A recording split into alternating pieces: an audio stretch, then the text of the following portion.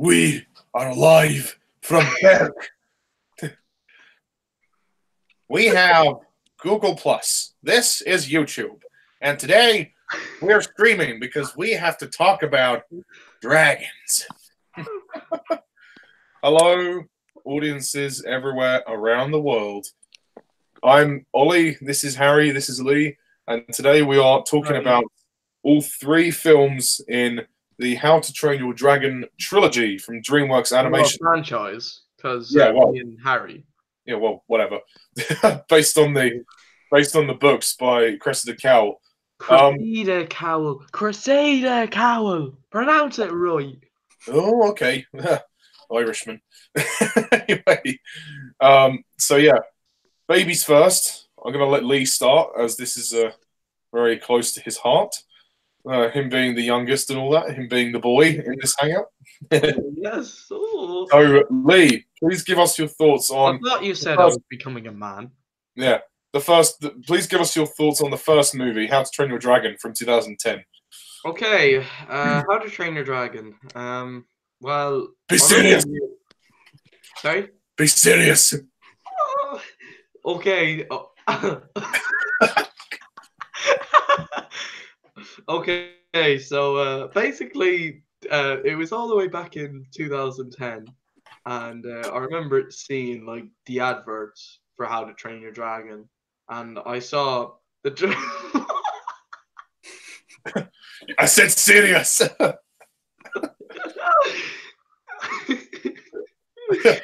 Sorry, carry on. So basically, what happened was I saw all the adverts. And I thought, it looks okay, and it looked meh, and I wasn't. I remember seeing the trailer for on the Penguins of Madagascar Operation DVD, which is associated to the spin-off show. Wait, can you hear me properly? Yes. All right. So yeah, it basically started with that, and I saw the marketing, and it was on McDonald's, and yeah, and then my auntie. I'm loving it. And then it was. Oh, this is amazing. This is only the first movie. And. I'm sorry. I get carried away sometimes. Do continue. Okay. And my auntie, who I'm seeing the film with next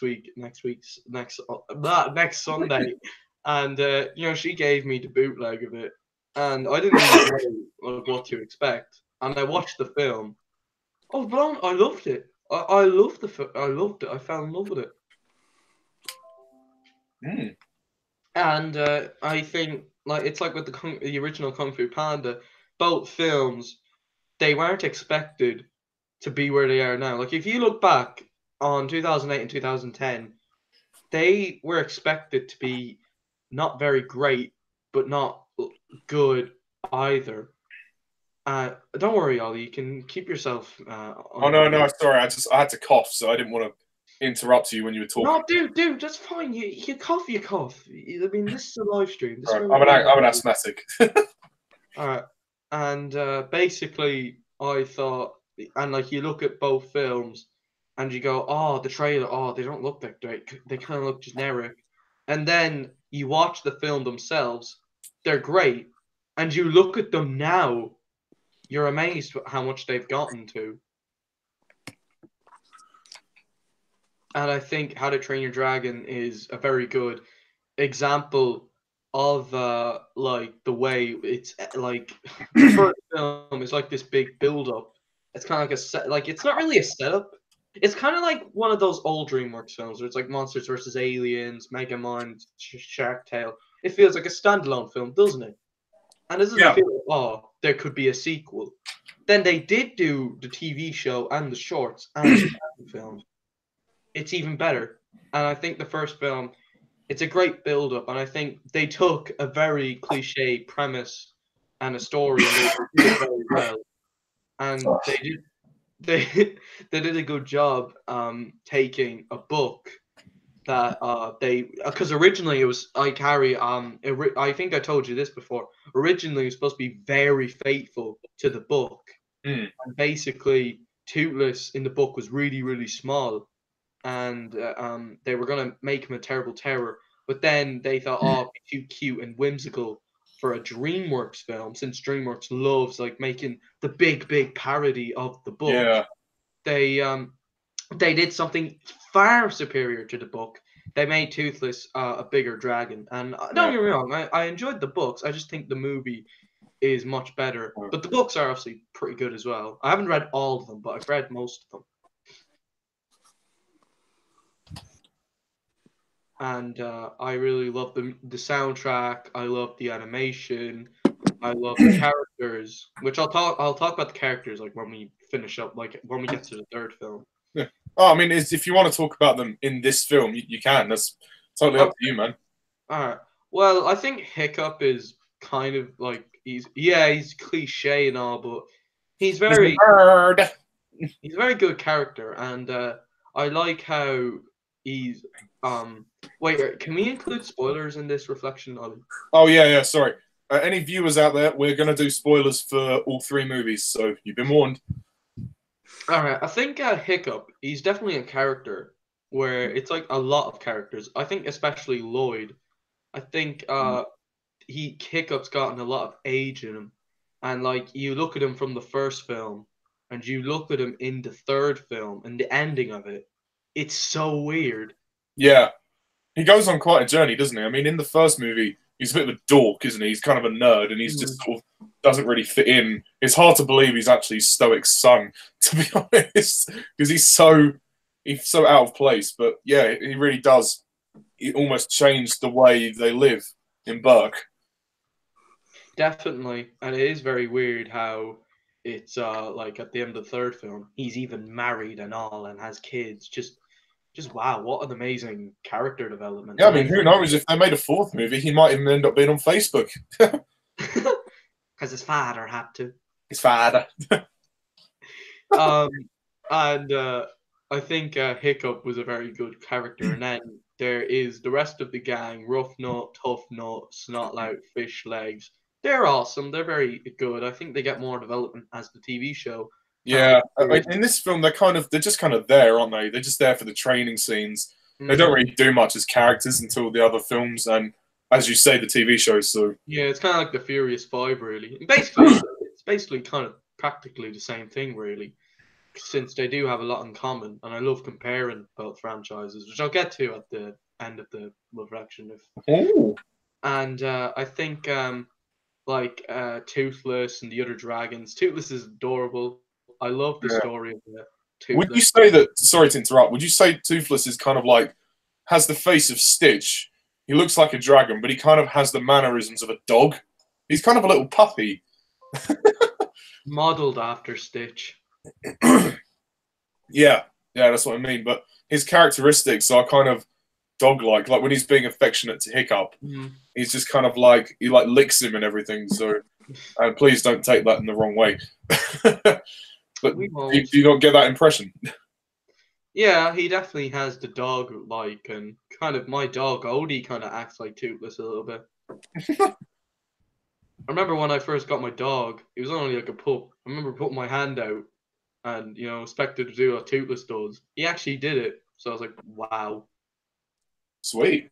So, yeah. And I think they did a great job with Toothless. He is kind of the main character, but it's kind of like a 2-part story. It's kind of like a 2-part main character. And then Stoic, who's pretty much Master Shifu in this film. He's a great character. He's awesome. Yeah. But I wonder what Stoic would react to since he's hearing about me talking about him. He's just gone to the loo. I think it's worth mentioning with Stoic because he goes on a bit of a journey as well. I mean, because obviously in the first film, this film, which we're talking about, he is very stoic. He doesn't really have time for his son. He's more interested in killing dragons, and it's kind of. Do you think it's kind of cliche their relationship, or I mean, do you think that it actually is very, very good and it works?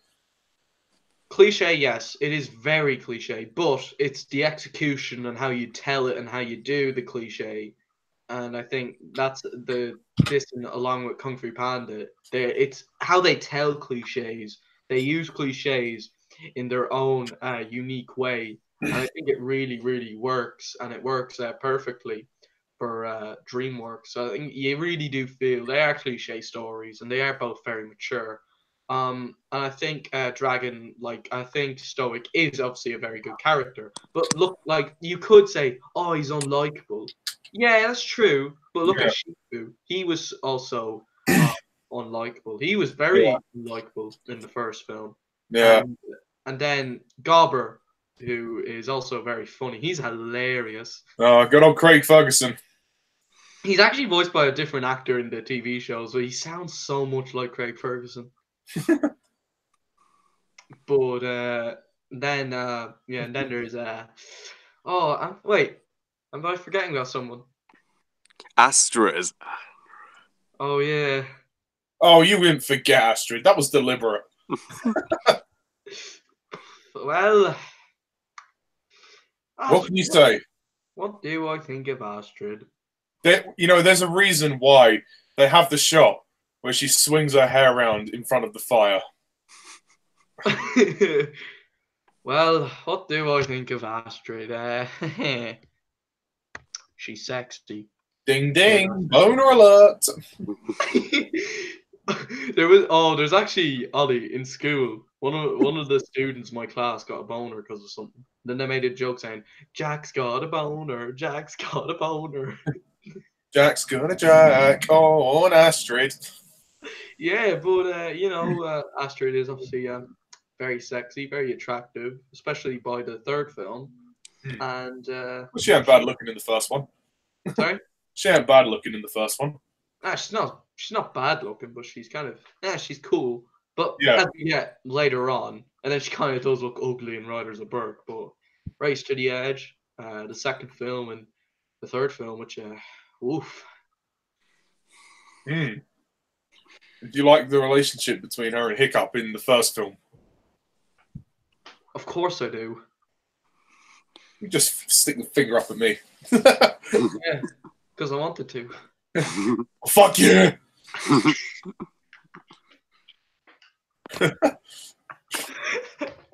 So, do you have any more thoughts on the first film? Well, kind of. I think obviously Astrid's hot and she's a great female character, and I'll talk a bit more about how I really feel when we get to the third film. I mean, do you think as a character in this film, she's very different to how she is in 2 and 3? Because she's kind of like, she's kind of a bit more tougher. Bit like Tigress though in the Kung Fu Panda films. Which is interesting, I say, because if you realise that both Panda and Dragon have so much in common in terms of the developments. Yeah, both full of animals. Yeah, but would you agree, Ollie? Like, do you agree they have so much in common? I think there are some parallels, yeah. But, I mean, fundamentally, they're two completely different things. But there are similarities. I will agree with you. Oh, there's so much in common, mate. But, boners everywhere. Shut up. But, yeah, and obviously the soundtrack by John Powell is fantastic. So yeah, I'm going to... that's my thoughts on the first one. I give How to Train Your Dragon 5 stars out of 5. Best movie ever. And out of 10? 10 out of 10. Of course. So, if I'm being fair, I do prefer Gahul. Oh no! Okay, so the virtual microphone moves over to Harry. So Harry, what do you think of the first movie? This is DreamWorks, just like Disney and Pixar. It's always been there for me in my childhood. But while Disney has mice and Pixar have toys, DreamWorks have dragons. Yep, How to Train Your Dragon, I'm not going to beat around the bush here, is a true animated classic. I need to beat around the bush. The bush has already been burnt for you by the dragons. Oh yeah, exactly. Yeah, exactly. You could title this movie "How to Make a Classic," and, because seriously, as Lee says, and I agree, this is the most surprising DreamWorks movie since Kung Fu Panda, and this movie, I am so proud of it. That it spawned DreamWorks' greatest franchise, from its shorts to its TV shows and its two even better sequels. But this as a movie, what's not to love? I mean, sure, it does some story elements that we've seen before, but as Lee says, he's right. It executes those cliches as so originally, and yeah, I love that this movie. It's a this entire trilogy, in fact, it's a story about why peace is awesome and prejudice and war sucks, and Yeah. yeah, yeah, exactly. You feel so sorry for the dragons because they are treated like shit by the Vikings. They are viewed as pests and second-class citizens, which is All they wanted to bullshit. do was burn the bushes. Is burn the bushes, exactly. Yeah, so this and I and Hiccup as a protagonist, voiced by Jay Baruchel, he's the best coming of age protagonist and hero I've seen since Simba from The Lion King, and Jay Baruchel's nerdy and iconic voice is just perfect for the character, and you feel Yeah. so. Also, Harry, don't you think his quote for the movie is "Thank you for summing that up"? Oh yeah, Seems to say that quite a lot in this film.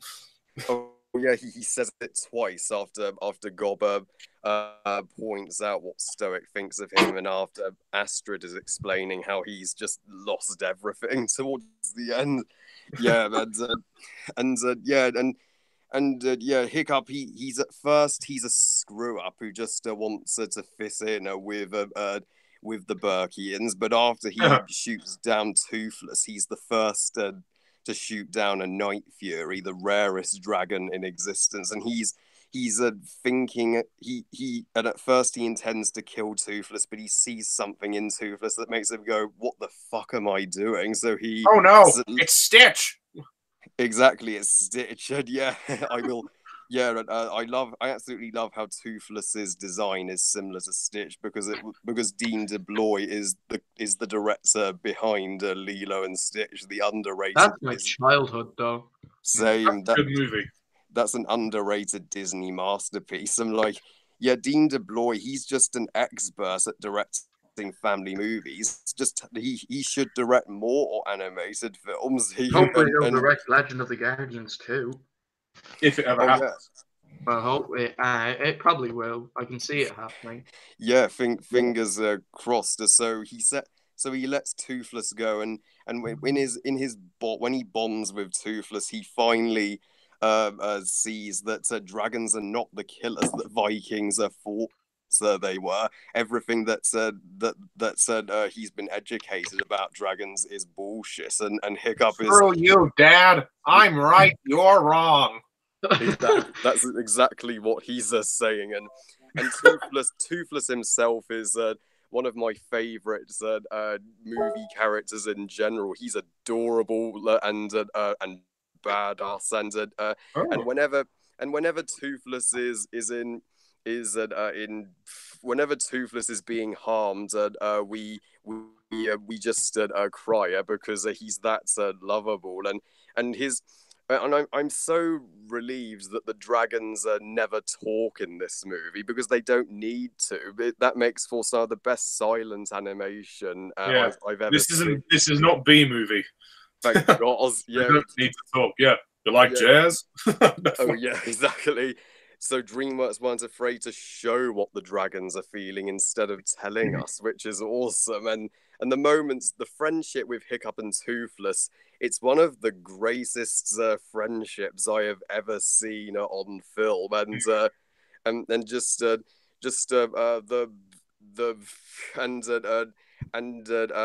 Astrid, she is the most gorgeous animated lady I have ever seen in my entire life, and America's Ferrari's voice is extremely sweet and lovely for the character. And what I what I what I absolutely love about Hiccup and Astrid's romance, maybe she does like Hiccup deep down, but at first she's obsessed with her prize, and that she doesn't admit it, and when Hiccup is picked by the village elders to be the one that does kill the monstrous nightmare in the arena, Astrid is so pissed off, and she follows Hiccup to find out what he's been doing all this time. But when Hiccup and Toothless kidnap her and show her how amazing Toothless is, she finally does show her softer size, and when she's like, "That's for kidnapping me. That's for everything else," I just went, "Ah," and then I'm like, they I'm want to like, fuck each I'm other. like, if I was punched and kissed by a girl at the same time, I'd be like, I've done something right, and then Only got a smack in the face out of it, so that's not too bad.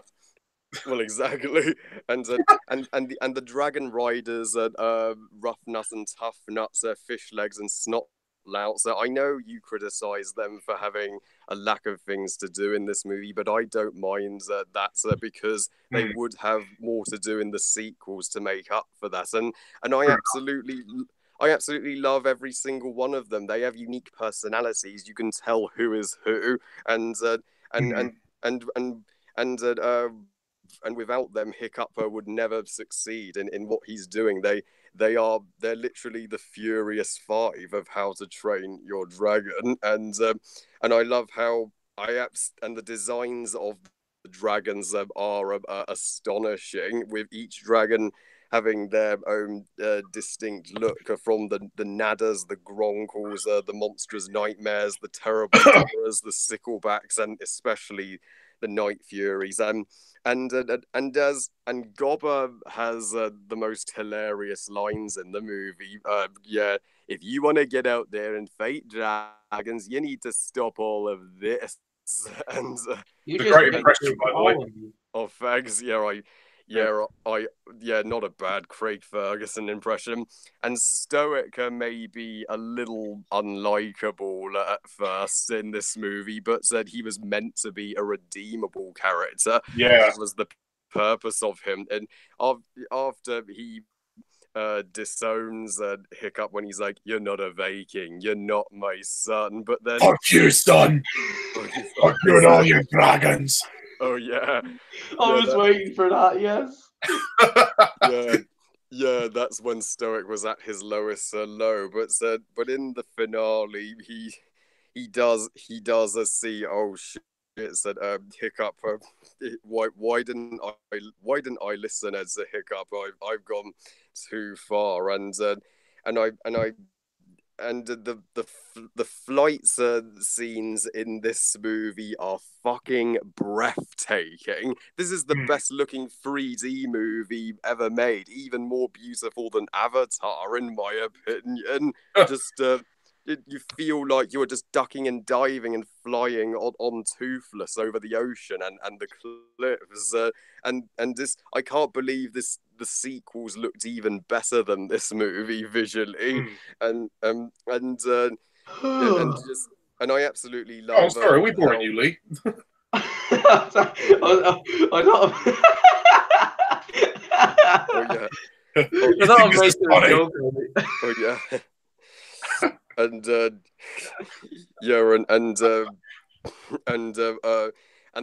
final and this is great.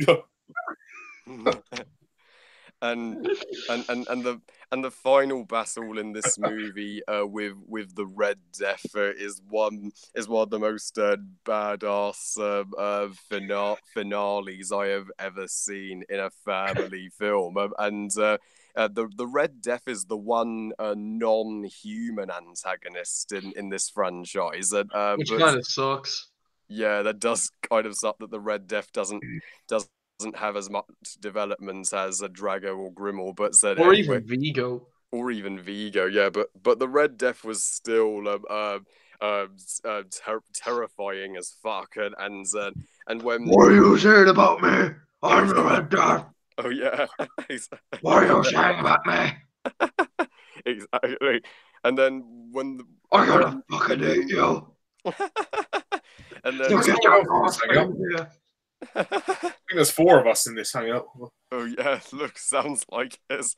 And then when Hiccup is falling in after they've defeated the Red Death and Hiccup's falling into the fire and Toothless flies in after him, such a gripping moment. And then it turns out Hiccup is rescued, but he lost his left foot in the process, so he needs a prosthetic leg. I'm like, Dreamworks, that was a ballsy ending, and to have that. So I mean, these movies, then as family films, they're not afraid to be family films that are darker for both the parents and the kids, and we've not seen this since the Disney classics. So thank you, DreamWorks. Yeah, and also John Powell's soundtrack is wonderful. John Powell, you are the man when it comes to composers and Sticks and Stones. That's a beautiful end credit song. It will live in our hearts forever. Yeah.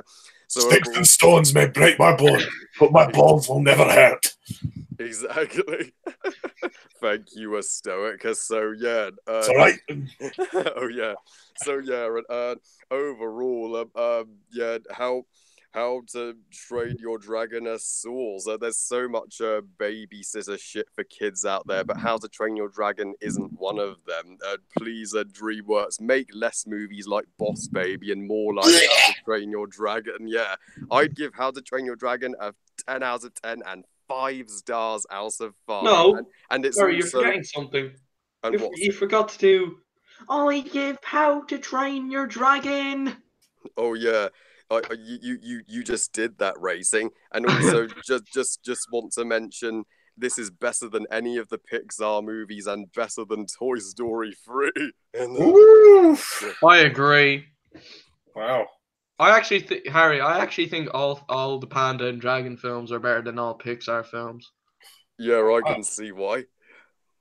Okay, well, as for me, No, not as for you. You're out of here. I got the Red Death to eat you up, so you know. I will have you know that I am the host of this hangout. Anyway, I'm as for me, my thoughts. I mostly agree with you guys. It's this first movie is very good. It was a surprise. Oh, wait, hang on. Ollie, wait, can me and Harry give our thoughts on the other stuff for the How to Train Your Dragon before you begin? You can do it at the end when we've discussed the movie. The main. All right. Actually, yeah, go ahead. It bit of time to get on the hype train for this movie. I saw the movie when it came out, but I wasn't wowed by it. I then saw it again a couple of years ago to review it, and I was very surprised. It's a very good film, and definitely one of DreamWorks' best and most surprising films. Can you remember it coming out? Or can you remember any scenes that you watched in the cinema? Well, I watched the whole film in the cinema, Lee. Yeah, but can you remember like a bit you saw in the cinema specifically? Yeah, well, I don't know how to answer that question. I saw all of it in the cinema, and I don't remember really specific bit. I remember the training scenes, but I'd kind of forgotten about some of this film until I saw it again.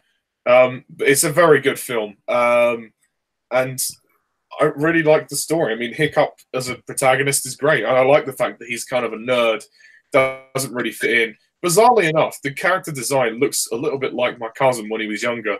Just very weird, like with the hair and the teeth and just the face. Like it's just weird. I've never told my cousin that, but I might tell him that at some point.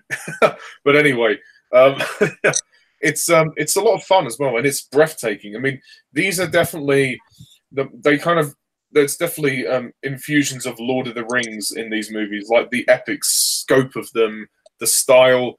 I agree with Harry. The flying scenes are breathtaking, and especially the first one when Hiccup flies Toothless, just fantastic. As well, when he flies with Astrid, that's another great scene. Just the landscapes and the animation is beautiful. It really is a very visually stunning film. I mean, well, actually, that being said, the next two definitely improved that as well. My only issues with this film, I can't say it's perfect. The only things I would say about it is the relationship between Stoic and Hiccup is a little cliched. I know he's his dad, and it's the whole thing about he's trying to win his acceptance, but it is very cliche the way it's done. But I do like it. I just think it could have been a bit more original, but it was executed well, and also the side characters do get a lack of development, but obviously there's more in this franchise yet to come, so it's not really a main problem. But they're the only gripes I really have with this movie. I really like Astrid, though. Astrid is great. Of course, she's sexy, but I think she gets progressively hotter as the trilogy goes on. In this one, she looks all right. She definitely tries to look a bit more tougher than she does later on. And I like the way she kind of her and Hiccup form the romance, which is pretty sweet. Genuinely quite lovely. The other ones, Rough Nut, Tough Nut, they're funny. Fish Legs, It's Not Loud, they're all good. I know what you're thinking. You've never had a prisoner this hot. We'll get to that later. Gobber is also good. Craig Ferguson, I think, was the right choice for that role. The action sequences are fantastic, and the climax is really impressive, I have to say. They must have broke the system to make this movie. I mean, maybe they could have had a human antagonist, but I don't really think it was too much of a loss, really, because this movie is just a setup. Well, it's a setup, but with resolution. It's the beginning of the series, so there's more to come. But the Red Dwarf dragon looks really impressive. There's a lot of things that are impressive about this film. The story as well, how it's a beautiful film in the sense of its story. It's almost a coming of age story, as Harry said. It's a boy trying to prove himself. Hiccup is trying to prove he can be the best person he can be, and I think that will be reflected more in the next two films, but also in this one. Just to see the start of his journey is really interesting, and see how he. You guys can hear me, right? Yeah. See how he kind of how Hiccup tries to win over the people of Berk with Toothless and the dragons. How he changes their way of life essentially, which is really quite great. The music score is absolutely phenomenal as well.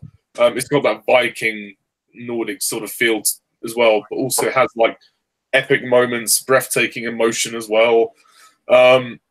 It is really good, and it turned out to be such a surprise. I mean, I didn't see the movie in 3D, but I think it would be interesting to see it in 3D, just to see how much depth there is. And I really like Toothless as well. Toothless is sweet. He's kind of cute. He looks like Stitch. His face looks like Stitch. His body is the body of a dragon, and he has the characteristics of a little puppy dog. He's so adorable. It's unreal. And his friendship with Hiccup is great. It's the heart of the movie, and I really like it. And again, also DreamWorks' animation is impressive, and it was definitely the best film that they made in 2010, because they made 3 movies. They made Megamind, this, and also Shrek 4 Ever After. Megamind's great. Yeah, I mean, Megamind is one I haven't seen for a while, so I need to go back to that. But I really like this film, How to Train Your Dragon. It is probably the weakest of the trilogy, simply because the next two surpass it even more. But that's not to say that this is bad at all. It's very good. I mean, also the training scenes are quite fun, quite entertaining. There's always the pacing is perfect, and the direction and the script work really well. Dean DeBlois, I think, really made a great movie. Even if they didn't follow the books particularly well, they still made a great movie, and hopefully they captured the spirit of the books. I mean, obviously, Cressida Cal, the author, she was obviously impressed with the movies, so that's something to be said. Why are you playing my review? Because I don't see why not. Yeah. So just because Lee's given it away, my rating for this movie is a very strong 9 out of 10. I can't No, quite. wait, hang on. No, you're spoiling it. I was going to screen share your rating. No. Let's look. We're in the hangar. We don't need to screen share reviews. Yeah, so I score this movie a 9 out of 10. It's very good, and it's a very, very good start to this trilogy. So I'm going to hand back over to Lee, and Lee, I'd like you to move on to How to Train Your Dragon 2, which came out in 20. All right. Well, first off, me and Harry, we want to give our thoughts on something.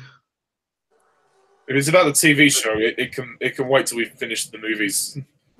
I want to get it before the second one, though, because that's chronology. All right, but just do it. Just don't talk about every individual episode because that would just take too long. All right, I'm going to talk about every individual episode because Ollie wants me to. Okay, so How to Train Your Dragon 2. All right, so How to Train Your Dragon, the shorts, Gift of the Night Fury, Legend of the Bone Emperor, Book of Dragons, Dawn of the Dragon Racers, Riders and Defenders of Berk, and Race to the Edge. They're really, really good. Some of them may be weak, maybe the weakest of the franchise, but they are great and they are fantastic to expand this franchise. And it's nice to have shorts and shows to a film to expand it, to make it feel connected. It's a great thing DreamWorks should do for, well, the good stuff. And yeah, so I think the shorts and the shows are fantastic. Maybe someday Ollie could review the shorts. I mean, they are just shorts for reasons. So I think it would be very cool to see Ollie Pajak review the shorts and the shows. So I think that'd be a great idea. So I've got a few things on a request list for Ollie that could be on Netflix or not. But Yes. I will talk about that someday. Yes, maybe one day I will do that. I have got the request list has been packed up, so I've got a lot of requests. Yeah, and I'm gonna. And Harry, how would you thought? And what you thought? How would you? How would you sum up your thoughts on the shows and the shorts? Well, I'll just briefly sum them up as Race to the Edge, best of the shows, a masterpiece, and Riders of Berk and Defenders of Berk, also awesome. Gift of the Night Fury, a classic. Legend of the Bone as a highly enjoyable. Book of Dragons, decent and educational. And that's what I have to say. And Dawn of the Dragon Racers, I'm guessing you'd probably say is good. And Dawn of the Dragon Raiders also enjoyable. Hang on. Okay. Oh. Where's he gone? He left out of nowhere. Well, he's next to talk about the second movie. Oh, yeah. No, I will watch the series at some point. Just got too many requests to honour at the moment. Oh yeah. He said his dad came in, so he'll probably rejoin in a second. Yeah, most likely. Yeah. Okay, Lee. You there? Yeah, sorry about that. My dad that came in. That's all right. Okay, so do you want to move on to How to Train Your Dragon 2? All right. Well, thanks Ollie for letting me sum up my thoughts on the show. Oh, that's fine. No worries. It just doesn't feel complete when I don't talk about the shows and the shorts. Honestly, I know Ollie, I know you're not bothered about them, but to me, since I'm such a huge fan, I really do like counting. No, that's right, bud. I mean, the main focus of this hangout is the movies, but of course, I'm not going to stop you talking about the shows. That's fine. Maybe you are though. Maybe in your head, you're like, oh, for fuck's sake, why can't they just? No, it's fine. It's fine. I mean, I bet Harry's like, well, I'm okay talking about the shows and the shorts as long as we're all happy. Yeah, no, it's fine. I mean, and you kept the thoughts. You kept your thoughts brief, so it's fine. Right. Yeah. So, How to Train Your Dragon 2. Okay. So I remember the second one coming out. I remember I was on this movie. I was obviously I remember hearing about it. I heard there was going to be a Kung Fu Panda 3, Madagascar 3, and How to Train Your Dragon 2. I was like, oh, they're actually making a sequel to the How to Train Your Dragon. First film's amazing. I'd never thought there'd kind of be a sequel, and I remember seeing the teaser. I saw a movies list for 2014. I was like, wait, How to Train Your Dragon 2 comes out next summer? Wow! And I went to Whoa! the teaser. I watched the teaser. I was like, wow, this looks like a great sequel. I was so surprised that Hiccup, like in the teaser, when we see Hiccup, it's amazing when you see him in the first teaser. Would you agree, Harry, in the teaser trailer? Yeah, and that was shocking to see him aged by 5 years. And I love how they kept that as a mystery, and they just showed like a flying scene. That was fantastic. The trailers for the second film are amazing. Although the third film will see has better trailers, but I loved how they kept it like very mystery. And I saw the second trailer. I remember the Valka's mask scared the crap out of me. I was like, yes, we're getting a new villain. But then obviously there was Drago, and then I saw the film. It was yeah, and no, actually, what happened was my dad met up a person because my dad's a taxi driver. Met up a girl who works in a cinema called Savoy. It's in Dublin. They were doing the premiere for How to Train Your Dragon 2 on June 22nd. It's like, oh, the premiere's on. And this is the first time, like around that time, it was around the time I first knew what a premiere was. And like a week later, after I found out what a premiere is, I then got a ticket, and what happened was I got premiere tickets to see How to Train Your Dragon 2 on June 22nd. So I went to the premiere of How to Train Your Dragon 2. You lucky bastard!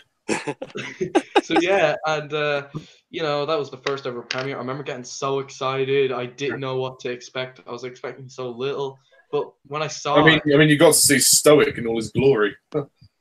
yeah, and like when I saw it, I was like, wow, outstanding sequel. Best movie of 2014. It was so good. It was just everything I wanted. It was holy shit though. It blew me away. And it was all thanks to your father. Oh yeah, father. And I love the second. I love this film. How to Train Your Dragon 2. I'll just talk about like the other characters. They're all great. They all take up to the next level, kind of like what Kung Fu Panda 2 did. And basically is Kung Fu Panda 2, to be fair. The way Just without the pandas. Sorry? Just without the panda. Yeah, and obviously without talking animals. And it definitely has the tone of Kung Fu Panda 2. And I love how they got it to be really like dark. I love Hiccup's mother Valka. She's awesome. So does Stoic, funnily enough. Yeah, and then obviously Stoic. And then Drago was amazing, and the Alpha was awesome. The fight scenes were amazing. The structure of the film is fantastic. It really is it's really inspirational in terms of the structure, really. I mean, it never stops. It keeps going. It's got a pace on it. And it's like Legend of the Guardians. The structure is really, really fantastic, and I love this film. I think it is an outstanding sequel, and obviously Stoic got killed off, and they did a great job doing that. 0 out of 10. How dare they kill me in this fucking film? I banned this film from the rest of the world. It's ridiculous. It's never going to be released again. And what I like about Stoic's death, it really is good message for films, because you can't always keep a character. You need to kill off a character at some point, and they did that with Stoic. You don't need to kill off Stoic. That the Stoic. Kung Fu Panda franchise should take into account. But it was great. I really love this film as a whole. It's outstanding. I love it. It's a great every property built up to this film, and we got it. And the end of Race to the Edge obviously sets it up very well. Actually, hang on a minute. One thing I've just realised: when Stoic dies, they all fire the arrows and burn the boat. Why don't they just use the dragons? They had no dragons. Drago and his alpha took them to Berg. Oh, wait, they must have had some. Did they not have one dragon? No, there was only the babies. Yeah. Well, frick me! And yeah, it's a fantastic sequel, and I don't really see a cliffhanger in the ending. I really don't. I can see, yeah, kind of a setup, but not Yeah. really. So it's open ended. Yeah. And I like how we actually never see the training area in this film. Well, what's there to So, learn? So yeah, How to Train Your Dragon 2, outstanding. One of the best films ever made. The marketing, the posters are very similar to the poster of Legend of the Guardians, like how the main character stands beside a mask.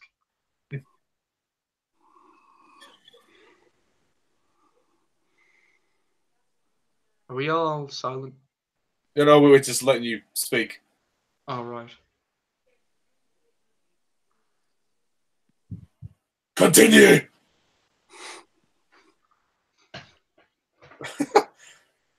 What do you think of the music? We might have a bit of silence, but Moment of silence. I think the second film's perfect. It's not as dark as Kung Fu Panda 2, but it is definitely dark. It's definitely up there, and it is. I could see, and like obviously it did have parent complaints, like Kung Fu Panda 2 did, and they obviously, oh, we can't have it dark because there's children watching these films, so they had to make the threequels. Oh, please. Also, what do you think of the music, including the song between Valkyrie and Stoic? Amazing, outstanding. The dancing and the dreaming song is beautiful. They could have used that for the third film, honestly. Oh yeah, they should have done. I can't imagine Snotlout ever singing it to Valkyrie though. That would be weird. Oh. I've got a dance again, the dream here. Oh, what's up? They'd probably do a remix on it, like some real like. Imagine Harry singing it though. Oh, I do my best. So yeah, it's a beautiful song, and Where No One Goes is obviously a beautiful song as well. Where no one goes. And I think it's definitely a phenomenal sequel. I'm really glad I got to the premiere of it, and I love it so much that I even watched the film in Turkish. You still understood it. Well, yeah, I have the Turkish copies for. This is my Turkish DVD of Kubo and the Two Strings and Legend of the Guardians. Are they actually legit copies, or are they pirate copies? What do you mean? Like, are they illegal copies? Like? Sure, all bootlegs are illegal, right? Just so you know, we are live. These are my bootleg copies. These I got in Turkish. I asked a guy to get these movies in Turkish, and they did it. Just so you know, you are live, and you just revealed his identity to the entire audience. It doesn't matter. Sure, everyone knows I collect bootleg. I'll give you a bootleg. But yeah, where's my Kung Fu Panda? So, do you have any more thoughts on the movie? Like, what about like character progressions, like Hiccup? Yeah, the character development is phenomenal. It really is. It takes the age step, and it's a fantastic sequel. And here's my bootleg copy of How to Train Your Dragon 1 and 2 in Turkish.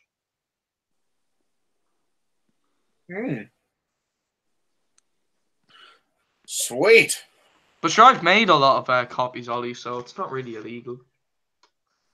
That's what. And here's my Kung Fu Panda trilogy in Turkish. All three of them. Yeah. So, okay, so, all right, so yeah, that's all I have to say. How to Train Dragon 2 is outstanding. I'll give it a 10 out of 10, and I want Ollie and Harry to do an impression of me giving it a rating, because I love it when they take the piss out of me. I love to give How to Train Your Dragon 2 the seal of awesomeness, and 5 stars out of 10. No, sorry, 5 stars out of 5, 10 stars out of 10, 100 stars out of 100. Just amazing. Absolutely feckin' brilliant. Absolutely outstanding. I rate How to Train Your Dragon 2 a 10 out of 10 and seal of awesomeness. So, Stoic, what would you rate the movie? I'd give it -1 because it killed me off. And why would you give it -1? Because I'm fucking dead. Could have brought me back to life. Okay, so moving on. Harry, what do you think of How to Train Your Dragon 2? Even better than the first movie. I thought you were going to say that. How to Train Your Dragon 2. This is the best sequel I've ever made, literally. And what, you made the movie? Yes, it's certainly the best movie of certainly certainly at the time. Yes, certainly the this you could title this movie How to Make a Perfect Sequel. It tops the first movie on every level, and I honestly didn't think it was. But this movie. But this movie, it grows the characters better. It grows the characters. Exactly, it matures them. The stakes are higher. It expands the How to Train Your Dragon universe as a sequel should. It wasn't just the first movie all over again. And this movie, it's far darker and deeper and more emotional than the first movie ever was. I'm like, this is one of the darkest family movies I have ever seen. It goes bolder and and Hiccup in this movie. I love how it was the right decision to set this movie 5 years after the first. It's appropriate since this movie was released 4 years after the first, so you feel that's a time gap, and you feel like you've aged with Hiccup. He's now like 20, and he's close. He's just 20 and a Viking. Oh yeah, exactly. He's soon to become a chief of Burke, and in this movie, he realizes that when he did. Oh yeah. Now, even though he has thankfully changed Burke's minds about dragons for the better, and Burke is coexisting in peace with the dragons, he realizes the rest of the world is more mature than he realized, and he isn't capable of changing everybody's mind about them. He learns that the hard way, and honest.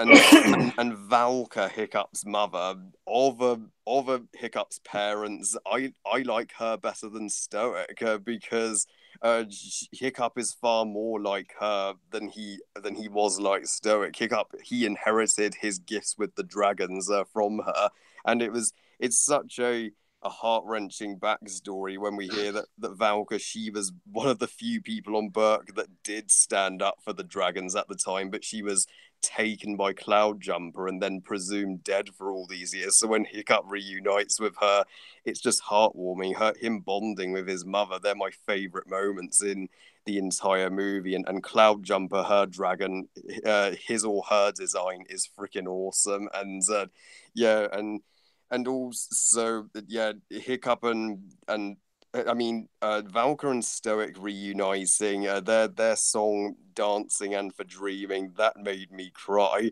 That was so lovely, and Ernest, voiced by Eric. Eret, sorry. Eret voiced by Kit Harington. Yeah, I love how he's a redeemable character. He goes from being a dragon hunter that serves Drago in exchange for his life. Oh yeah, in exchange for his life. But then after on Drago's ship, after Stormfly saves his life, then Eretz does have a true change of heart and joins the Burkians, and yeah, and so he was a better developed character than I thought he would be, and our main antagonist, Drago Bloodfist, voiced by Digimon Honsu, best Dreamworks villain since Lord Shen from Kung Fu Panda 2. Holy shit. Drago may have a lack of screen time in the first half. You just hear a backstory about him of how he murders the chieftains for not agreeing to side with him. But in the second half of the movie, that's when he shines as the villain with and his alpha bewilderbeast that will scared the shit out of me. And yeah, I love how in this movie we go outside of Burke, we explore new cultures and like 30 different species of new dragon, especially the bewilderbeast. That was my favorite. And yeah, and John Powell's score is it surpasses even the greatness of the first movie, and the song we go where no one goes. Yeah, where no one goes. That song is simply amazing. Yeah, that and I and the bat even the battle sequences in this movie are far superior to the action in the first one. They get fucking dark and intense, especially when the battle of the Bewilderbeast, where when Valka's Bewilderbeast is stabbed and murdered, and we see Drago as missing an arm. Dreamworks have the balls to show missing limbs in this movie, and then and the darkest moment when Drago orders his alpha to control Toothless to straight up murder Hiccup, but then Stoic jumps in the way and Stoic is killed off. Yeah, then we get one of the saddest scenes in movie history. And after Stoic's death, Hiccup is like, he's like mad at Toothless. No, get away from him, get out of here. And you're like, Hiccup, it wasn't his fault. He couldn't help it. So it's Drago you should be mad at. And then that battle ended on such a dark note where it looks like our villain won. And then Stoic's funeral, it's the most powerful scene in the movie, and Stoic shit, but that's the most powerful piece from John Powell's score. And also the finale, the final fight with Hiccup and Drago on Burke, when we find out that Toothless is also an alpha species, and he dethrones Drago's alpha. That is a one hell of a finale, and perfect setup for How to Train Your Dragon 3. And we see Hiccup become chief, and it's just yeah, How to Train Your Dragon 2 is still my number one favorite sequel of all time, and it was at the time my favorite How to Train Your Dragon movie. I'll get to my favorites in the with the following movie, but yeah, How to Train Your Dragon 2, so awesome. I rate it 10 out of 10 and 5 stars out of 5. Fantastic. Well, I couldn't agree with you guys more. This movie is outstanding. Superb sequel. Really, really surpassed my expectations. I really liked the first one, even though I didn't think it was perfect. But this one definitely was better. G'day, Governor. Hello, Lee. So, yeah, I think the story's just more stronger. It's more dramatic, slightly darker. It just, everything happens so much, and the pacing is a lot quicker. I'm sorry. I didn't know I was boring you. Where was I? Yeah, this film is more epic than the first one. It definitely feels more like Lord of the Rings than the first one did, but that's not necessarily a good or bad thing. I love the scale of this film. The big battle at the end is absolutely tremendous, but the film has a lot of emotional moments as well, like the scenes when Hiccup meets his mother, Valka, and Valka and Stoic reunite, or Stoic, I should say, how they reunite. And their song, Dance of Dreaming, is really generally quite beautiful. And it's nice to know that their love actually never died. The direction by Dean DeBlois is slightly better, actually, in this one. He just constantly, keeps the film moving at a rocket fuel pace. It never stops moving. It's kind of over so quickly, really, when you watch it. The film, you know, it's not all dark. It has some generally funny moments as well. Oh There's a yeah, I forgot to mention a rough nuts romance with Eretz. Me like it. Oh yeah, that was funny. But also the moment when Hiccup and Astrid are talking on the cliff, and then they're doing it in impersonations of Stoic and Hiccup, and when he's like, "Son, we need to talk." She's like, "Not now, Dad. I've got a whole day of goofing off to get started." It's generally quite a funny scene, and they have such a sweet romance, and you know, they really are cute together. It's really sweet, but the movie is emotional as well. I also love the moment towards the end when Stoic dies. That is very powerful. When Toothless is hypnotized into aiming to kill Hiccup, but Stoic jumps in out of the way and obviously saves his son, which is very moving. And then the funeral scene is very, very moving, very powerful stuff. The visuals are just gorgeous. I mean, all the visuals in the caves are tremendous, like especially when Hiccup finds his mother with the dragons. That is just gorgeous. I mean, wow. But there's also a lot of, you know, when we're cutting back to Astrid, who's also very good in this film. She's kind of loosened up a bit. She's not so uptight as she was in the first one. She's a little bit more playful with Hiccup because they're together now, and I'm sure she gradually got to that point in the TV series as well. And all the side characters are good. They get more to do, which is great. Everybody's more integrated with the story. Gobber's also quite good as well. And I like the addition of Eretz, played by Kit Harington. He's good. And I like his conversion to the good side. It makes a lot of sense. The only thing that is slightly weak about this film is the villain, Drago. I'm sorry. I mean, he was good, but I just feel he could have been slightly more developed. He didn't really do much in the movie, and he just kind of had a lack of character, really, to be honest. But he was certainly menacing enough for what the movie was. But if I were Dean DeBlois, I would have just given him slightly more in terms of backstory. But, you know, it's not really too bad. I mean, the animation is just fantastic. I mean, in 4 years, it improved a lot. And I like the new look of Hiccup and Astrid, particularly Hiccup, how he looks so much different than he does in the first one. And he's also grown. He's got a lot taller. And I actually love their dragon armor and their gear, especially his badass fire swords. Oh, yeah. I forgot to mention that. Thanks, Harry. The fire sword is great. It's almost like a lightsaber, just on fire, which is really, really cool. And obviously, it comes back for the third movie as well, which is fantastic.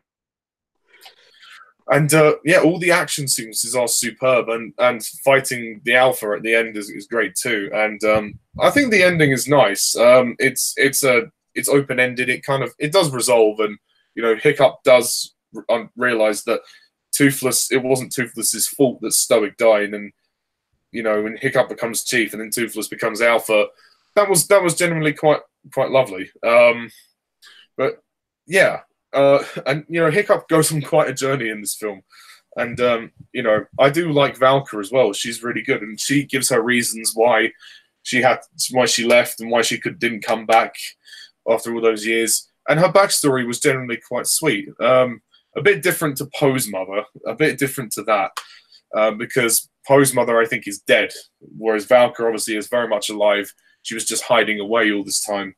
I think if they did something where, because I know Lee, I know you mentioned this to me, if they did something in Kung Fu Panda where they brought Poe's mother back, it would kind of make the whole backstory redundant. I disagree. I'd love to see Poe bonding with his mother in the fourth movie. Yeah, I just think it would make the emotion of the second film kind of redundant, because Poe finds his inner peace. He realizes that his mother died saving him. You know, sending him over to Mr. Ping, the duck, and she chased the wolves and Shen away, and she died in the process. I mean, I know we don't see her die, but I just think it's more powerful that way. And also because his dad comes back and kind of talks about his mother slightly as well, and it is as if she's gone. But you know, they're going to do a fourth movie, so we'll see what they do. But back to How to Train Your Dragon. Once again, the music score is fantastic. Particularly the opening scene of this film is breathtaking when they have dragon racing. And we have that music,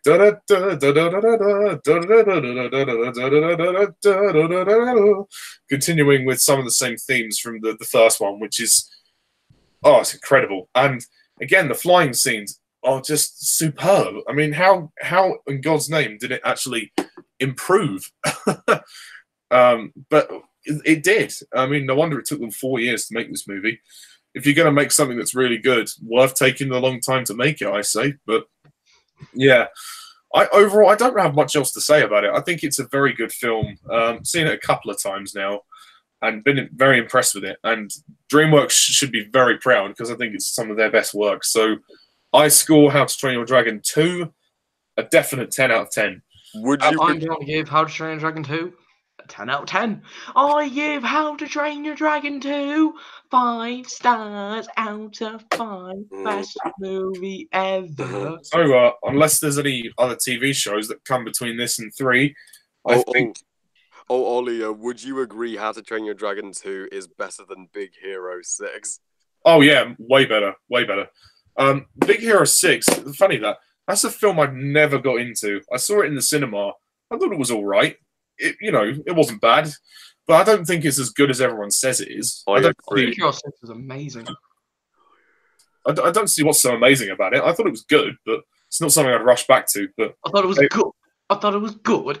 Good? Are you taking a piss? Yes, I am. I'm on the toilet right now. But,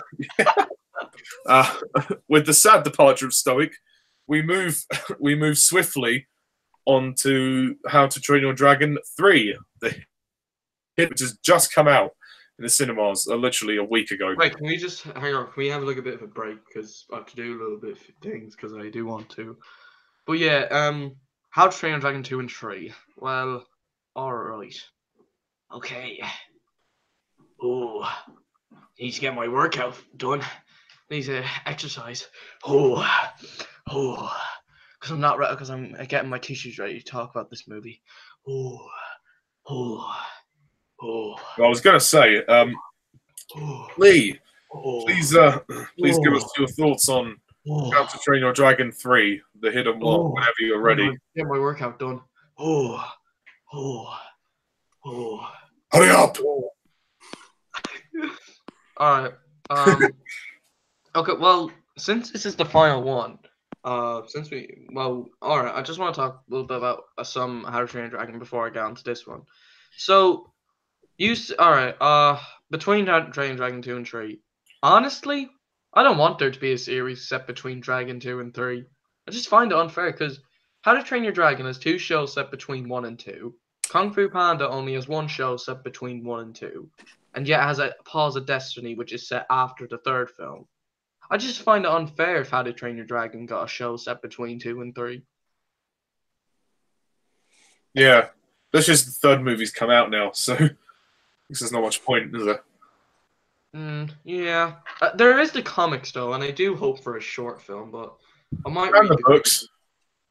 Yeah, but I meant the comics are set between 2 and 3. So, okay, so,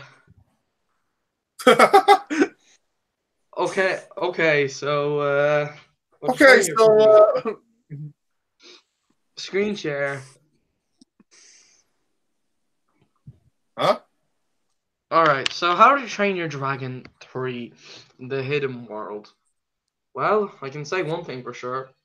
We got it before America. Yes. Actually, Lee, do you want to talk about your premiere experience? Well, first off, I do want to talk about build-up to the premiere. So, How to Train Your Dragon 3 is a film we've waited very, very long for. And, after Kung Fu Panda 3, what did you think we were going to get after Kung Fu Panda 3, Harry? What did you think we were going to get? How to Train Your Dragon 3, but we got a shit baby instead. So, yeah, that's what, and I even said in my Trolls review, can we get How to Train Your Dragon 3 now? No, we can't. Yeah, there was a lot of delays, wasn't there, for the 3rd one? Oh. Fuck! Oh, what's going on? He's probably been interrupted again. Maybe. Fortunate. Yeah, no, we did wait a long time for this one. Well, not so much me, but definitely you and Lee. Oh yeah, it was a 5-year wait. So I guess DeBlois wanted to release this movie on the 5th anniversary of How to Train Your Dragon 2. Did the second film come out in summer 2014, or did it not come out? Did it come out early in the year? It was released in July 2014. Yeah, I thought it was. So yeah, well, I guess 4.5 years, 5 years, well, whatever. Yeah. But I mean, I agree with what you said in your review of the Boss Baby at the start. It's like, you know, in 2017, DreamWorks could have released How to Train Your Dragon 3. Nah, fuck that. Let's just push it back and make the Boss Baby instead. Exactly. Oh. I'm like, DreamWorks said, what the fuck are you doing? You thought Boss Baby would be a good enough movie to release that year instead of How to Train Your Dragon 3. Thankfully DreamWorks have made with How to Train Your Dragon 3 the Hidden World, they made the best comeback ever after their worst movie. Yes, totally worth the wait. Oh yeah, for sure. Oh. I mean, I didn't see the movies such as Captain Underpants or any of the ones that came after the Boss Baby before Dragon 3. But yeah, as I understand it, they weren't very good. No, Captain Underpants was mediocre, but there was no DreamWorks movie in 2018. Oh, wow. Yeah. I guess they wanted to solely focus on getting Dragon 3 done. Yeah, they were 2018 was all about hyping How to Train Your Dragon 3 with the trailers. Mm. Oh yes, those trailers were definitely popping up quite a lot. Oh yeah, plenty of them, and I've got Ed Sheeran's Castle on the Hill from the teaser trailer stuck in my head. Oh yeah, so did I. Because at the time I used to work in the cinema, and that trailer would play on the screens in the foyer quite a lot. So I would hear that teaser trailer all the time. I mean, to be fair, it's a great trailer, but yeah, the song did get slightly irritating. Oh, I could see why. Yeah. I'm not sure when Lee is coming back. He said 2 minutes, so. Oh. But yeah, there he is. Sorry about that, everyone. That's all right. So Lee, feel free to continue your talk about How to Train Your Dragon 3. Don't you mean How to Train Your Dragon 3, The Hidden World? Oh yes, yeah, that one. Okay, well, I remember. Yeah, I said in my Trolls review, can we get Kung Fu Panda 3 now? I mean, How to Train Your Dragon 3? No, we couldn't. I even said after I came out of Trolls, I said, why couldn't we get How to Train Your Dragon 3? Like, why? Why couldn't we? Because. And then, a few weeks later, DreamWorks fucking delayed it to 2019. And your problem is? It got so many delays. What did we get from the studio next? What did we get from the studio next? Oh, sorry, Harry. I was about to mute you. Sorry about that. Oh, that's okay. We got fucking Boss Baby. And we could have had How to Train Your Dragon 3 in 2017. But no. We got Boss Baby. And this really pisses me off. Boss Baby got a fucking TV show before Kung Fu Panda got a second TV show. Oh, yeah. God. It's still on Netflix, that Boss Baby show. Yep. Boss Baby back in business. More like back in bollocks. Okay, but 2017 for the other animation, we got Spark a Space Tale. And I remember my review. Oh, I remember my review for Spark a Space Tale. Oh, I remember that piece of shit. Okay, non-Dreamworks, but I said in my review, no How to Train Your Dragon 3 yet. And we waited so long. But Spark, and this is how I opened up my review for Spark a Space Tale. I'm gonna.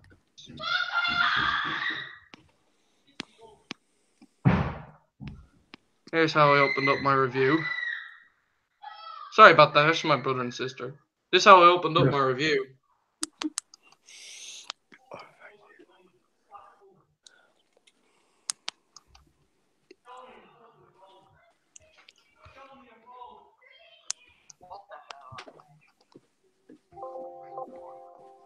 Why can't your Dragon 3 be released? Oh yeah, that's when I had my injury.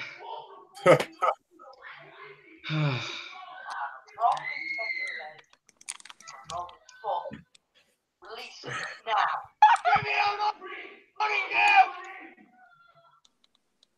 Okay, so Spark a Space Tale. You're not going to play the whole review, are you? No, I'm not. But we got that. What did I think of it? Garbage. What did we get after that? The Nut Job 2. I even said in the beginning of my review, release How to Train Your Dragon 3 already. And hang on, I'm gonna get my beginning of my review because I love screen sharing on these. But like Harry, what did you think of that? How to Train Your Dragon 3 didn't get released in 2017. I was outraged. And I can't believe we got all that shit instead of it. Emoji Movie. We could have had How to Train Your Dragon 3. No. Yeah, 2017 was the worst year for animation. We did get a threequel. We did get an animation threequel, but it was Cars 3, which nobody wanted. And This is how I opened up my review. Despicable Me 3, which was even worse. Very true. This is how I opened up my review. Look. Know How to Train Your Dragon 3 yet. Instead we got a piece of shit. Oh, that voice. So cute. The poor little boy. But we got the Lego Ninjago movie, which, to be fair, was quite a disappointment compared to the awesomeness of the show, which as of now is most likely ended. But yeah, Get to the but point. The Boss Baby, it was awful. The Boss Baby was. This is what I said about the Boss Baby in my review, in my top 5. This is the worst film of 2017. Boss Baby is an absolutely horrible film. This is made by the same studio who made the Kung Fu Panda trilogy, How to Train Your Dragon 2, and Rise of the Guardians. What is wrong with you, DreamWorks? Why do you have to be so bad with these films nowadays? You got a lot of views for that. Works. That's it. I don't think I can take it anymore. Guys, Boss Baby is the 7,000 views. 2017. Jeez, that's... It's worse than Shrek the Third. It's worse than Trolls. Just guys, don't watch this movie because it's plain horrible. Phew. God, all of those really got off. Okay, yeah. So, well, we had to sit through that piece of shit, and 2018 came, and what happened?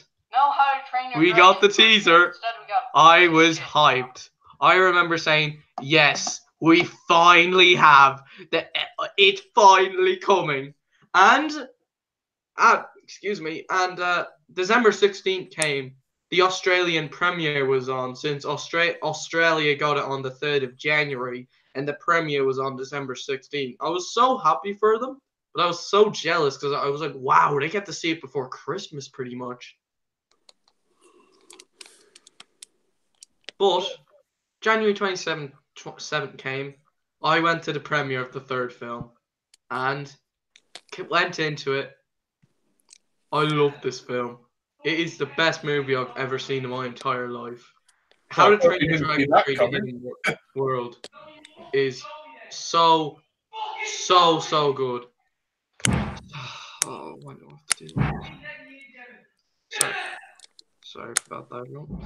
But The Hidden World was so good. This film is outstanding. I love this film to death. And sorry about that, everyone. No, don't go. Come back. I'm not finished with you yet. But The Hidden World was outstanding. And What outstanding than Stoic's ass. And I loved it when I loved the villain Grimille. His design sucked, but he is an amazing villain. And I bawled my eyes out at the ending. It was it's lighthearted, but it was amazing. It was outstanding. It wrapped up everything beautifully, and I cried at the ending. The ending made me bawl my eyes out. Was it better than An Evening with Stoic? But I even loved Stoic. When Stoic came on, I was just thinking Ollie. Oh, I'd love it if Ollie was voicing Stoic there. Oh. Are you gonna get us a new bomb? And I don't want another. I don't want another. And I love this film. It's so good, and I cannot wait to see it again next week with my auntie.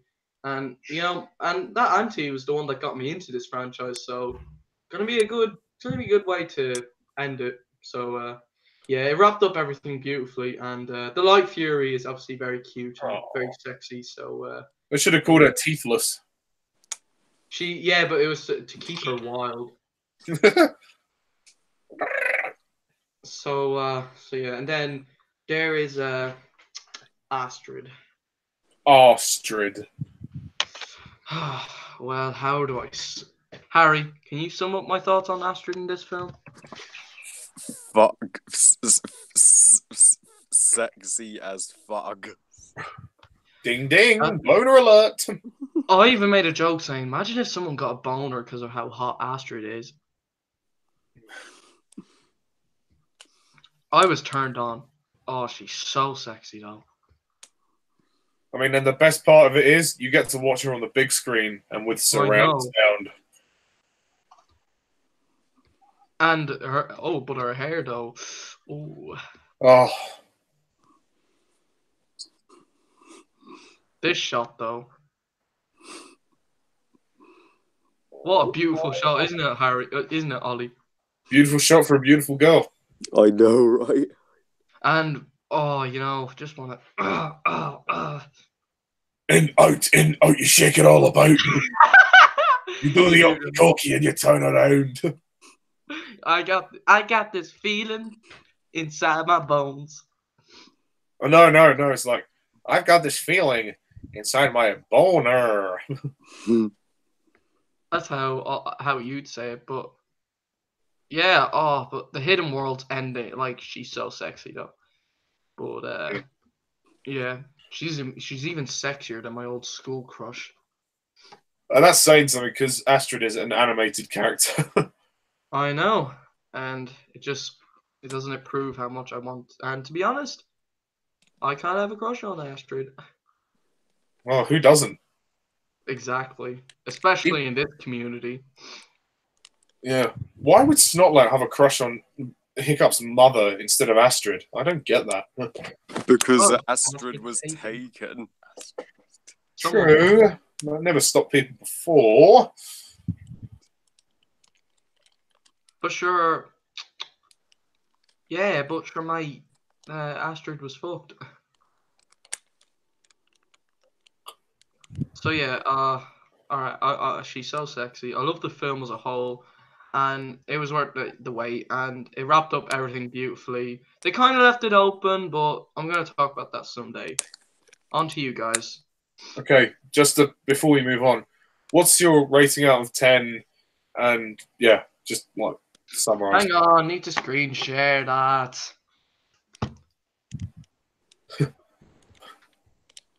But I'm gonna do Harry and Ollie's. I'm gonna trade How to Train Your Dragon 3. Fantastic, 10 out of 10. I give How to Train Your Dragon 3 The Hidden World 5 stars out of 5. Best movie ever. And this film is I enjoyed it more than Kung Fu Panda 3, honestly. And Kung Fu Panda 3 could have been the big finale, but they have to drag it all out to 6.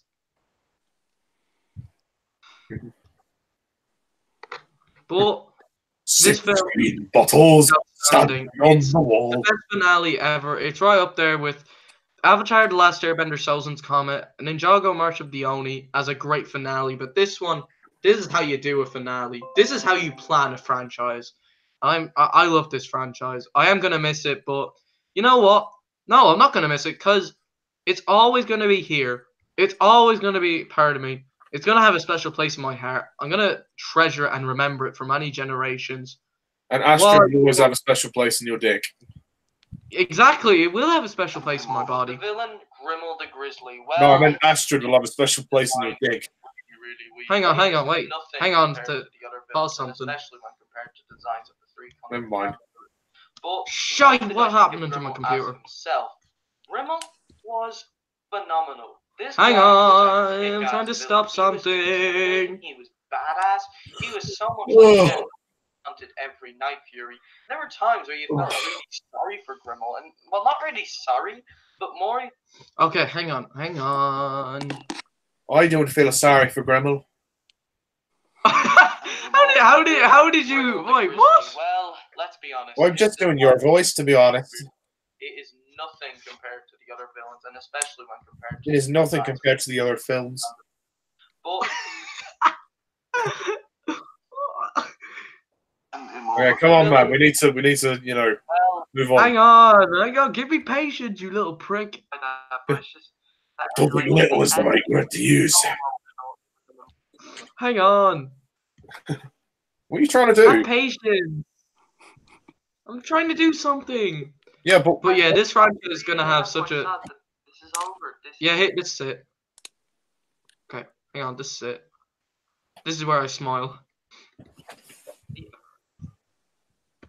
And This is it. And I must say, I'm gonna see it a few times and again and again and again. Even when it comes out on Blu-ray and DVD, I really want more out of this franchise. You know, I really do. I'm gonna miss these characters. I'm gonna miss every bit of Kung Fu Panda and How to Train Your Dragon. And now it's over. It's over. And guys, I'm gonna be honest. I enjoyed this a little bit more than Legend of the Guardians: The House of Kapu. I love this film. It was outstanding, and I just hope it does well with the box office. However, if they do want to do another one, they're gonna have to tell a new story. That's it for now. But guys, that's all I can say. How to Train Your Dragon 3: The Hidden World. Oh, this is it.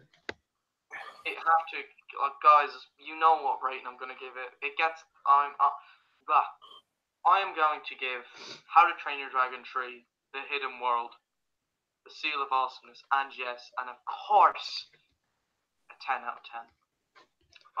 So yes, How to Train Your Dragon's gonna have a special place in my heart, and I'll always remember it. But Ollie was saying something about me remembering it, so go on, Ollie. What I was trying to say was, you said it will have a special place in your heart, and I said, well, Astrid will probably have a special place in your dick. Oh yes! Oh yes! Oh yeah! Oh Okay. yeah! So that's it. We can move on now. But there's one thing: the end credits. What do I think of the end credits? Hang on, I'm gonna actually put myself on face cam. So good.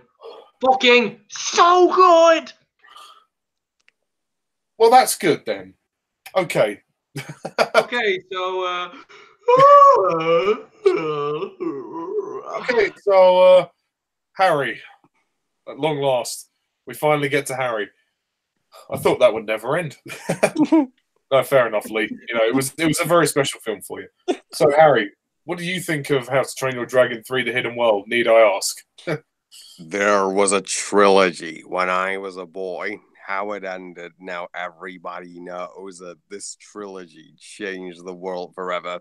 Well, How to Train Your Dragon 3: The Hidden World was my most anticipated movie ever since How to Train Your Dragon 2 concluded 5 years ago.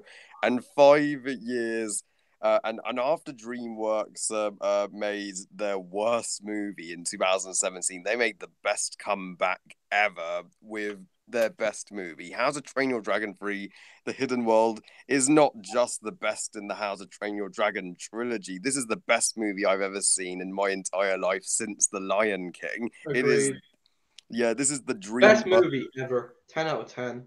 Without a doubt, this is the DreamWorks version of The Lion King. It is at that standard, and yeah, and Christina Cowell, she even confirms that this was her favorite of the trilogy. So it goes to show how satisfied she was with the adaptations of her work, and what I and why this movie is such a epic conclusion to DreamWorks' best franchises. That's a Hiccup in this movie. He has he completes his journey, his character arc. He is the chief of Burke, and he has to make the greatest sacrifices that he has ever had to make for the Burkians, and at the same time to protect the dragons in a world at war with them, and also I love how this movie, it also focuses just as much on Toothless as it does on Hiccup. But Toothless in this movie being the alpha,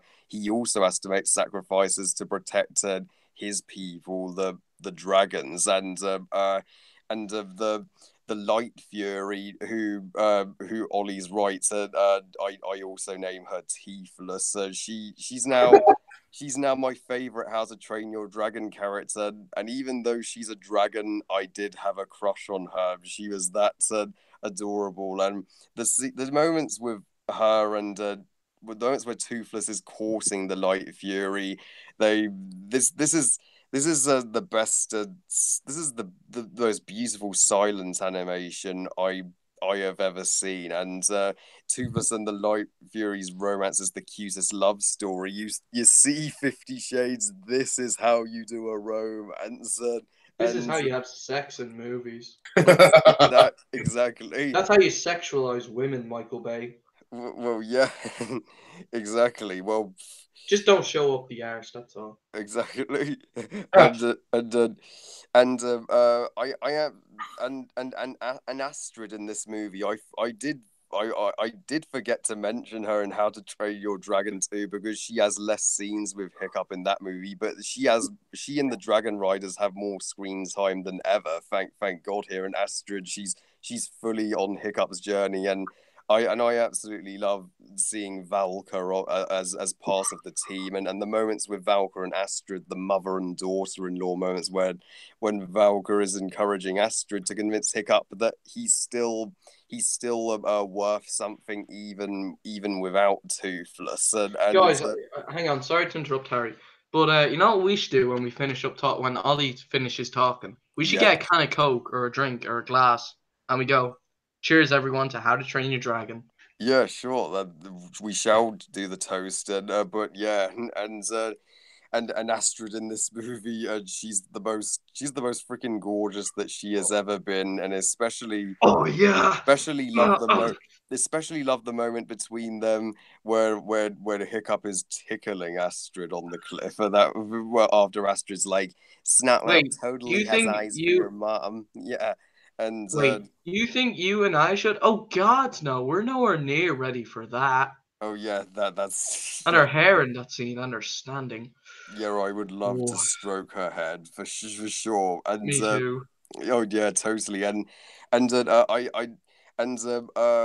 even I don't mind that Snotlouse is flirting with Valka. That makes sense because he's a ladies' man, and all the other ladies in Burke are taken. Astrid has Hiccup, and Roughnut has fish legs. It is a bit weird, though, isn't it? Though, because she is Hiccup's mum. Well, sort of, and she is actually kind of funny because people in real life are actually saying, "Oh, I fucked your mother," which is very offensive, honestly. Yeah, but we shouldn't encourage it, though, should we? Well, no.